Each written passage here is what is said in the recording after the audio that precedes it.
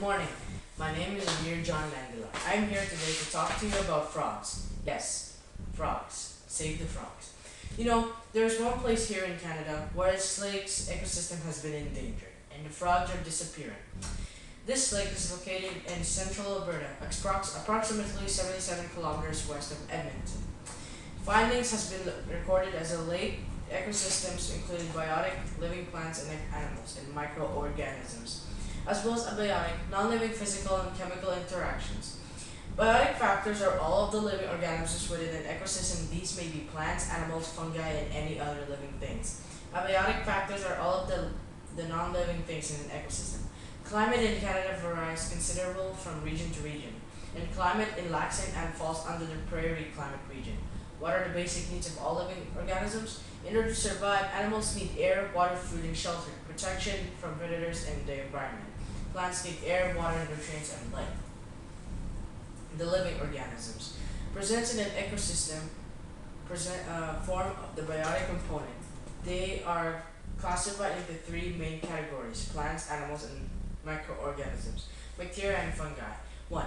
Producers. These are green plants, some protists, and certain bacteria. Consumers. These are mainly the animals. They are unable to synthesize their food, therefore they consume other organisms or parts of organisms. The consumers are the consumers are of three or four types.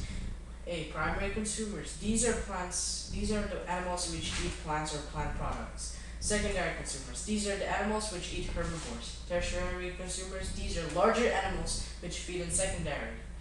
Quaternary consumers. These are the largest animals which take tertiary consumers.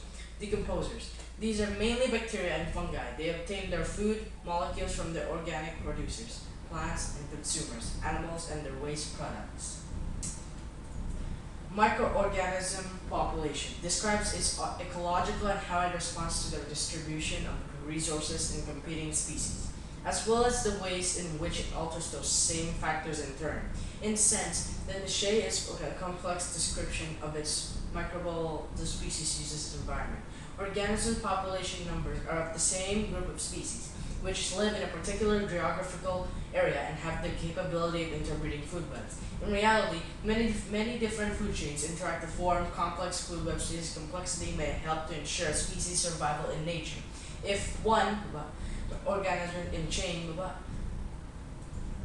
becomes scarce, another may be able to assume its diversity of organisms that do similar things provides a type of safety and may allow an ecological footprint to continue to function in a similar way.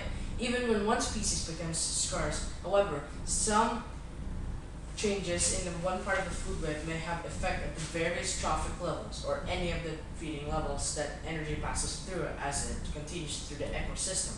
So all these findings apparently, the lake has ready for breeding frogs. When I came back from Japan, I brought one of their endemic frog species, the Japan Buffo japonicus, Japanese common toad in English name. It has a robust body and a triangular head with a pointed snout and a short and thick limbs. Body color varies from dark green, yellow, brown to dark brown. During the breeding season, the long string-like egg masses containing 1,500 to 14,000 eggs are laid on the bottom of the shallow water bodies. Metamorphosis occurs in June. Sexual maturity takes about a year for males and 2 years for females. Buffo japonicus feeds on a wide variety of arthropods and earthworms. Diet of Buffo japonicus includes ants, carotid, and harpalid beetles. This species is endemic to Japan. It is distributed in Kyushu, Shikoku, Honshu, and southern Hokkaido. Why is this frog a good choice to repopulate Sinan?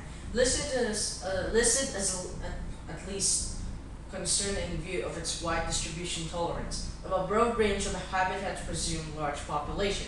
How will this frog species affect Laxing and in a positive way? Frogs play an important role in the ecosystem, like conveyor belts. Frogs, by their amphibious nature, move nutrients from water to land as part of the both terrestrial and aquatic food chains. A single frog can lay thousands of eggs. If the eggs hatch, most will end up as a critical prey, and for species of birds, mammals, and reptiles, frogs are also predators of interbreeds.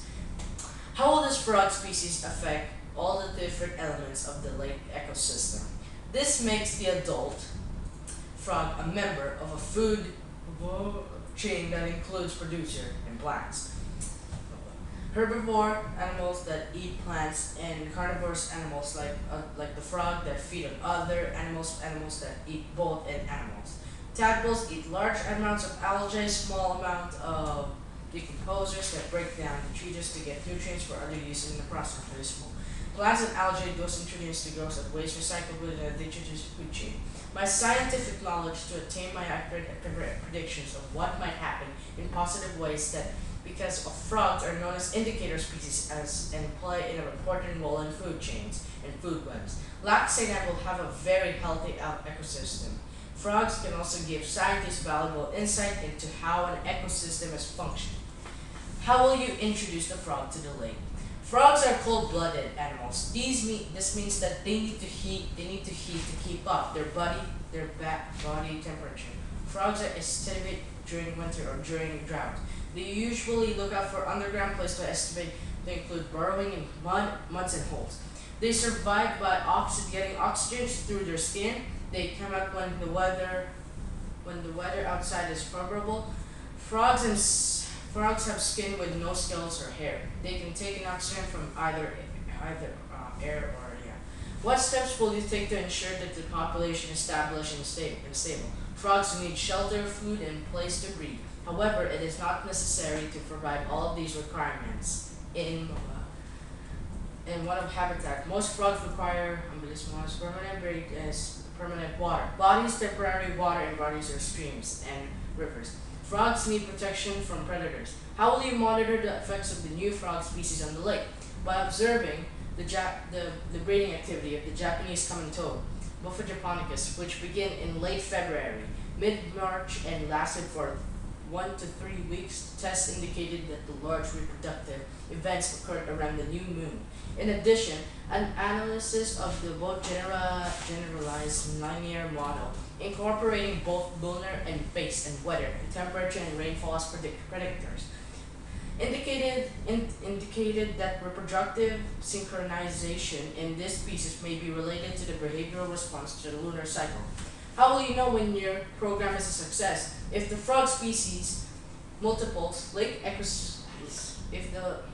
if the frog species multiplies, lake ecosystem becomes healthy. All kinds of different species connect to a food chain and food webs.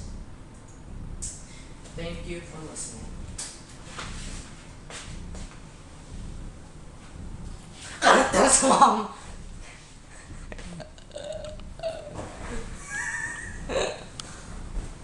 Uy, grabe, 8 minutes. Uy, tigilan mo na.